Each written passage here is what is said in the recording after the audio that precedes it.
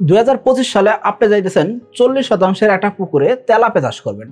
Monosex tilapia চাষ করবেন, সেটা সাকিব এগ্রোটেকের এসে তেলাপিয়া চাষ করবেন।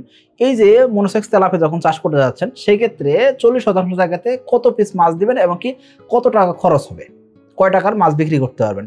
দেখেন 40% জায়গাতে মোটামুটি ভাবে 10,000 পিস আপনি তেলাপিয়া চাষ করতে পারবেন যদি আপনি নার্সারি কমপ্লিট করে চাষে দেন।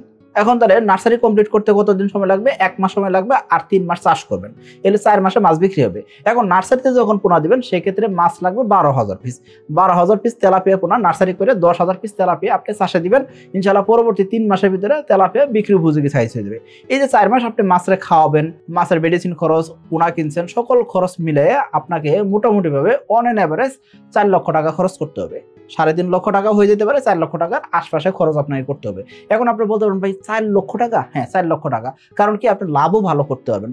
যদি আমাদের এসে তেলাপিয়ার খামারির মতন হন সেক্ষেত্রে 1.5 লক্ষ টাকা থেকে 2 লক্ষ টাকা লাভ করা সম্ভব।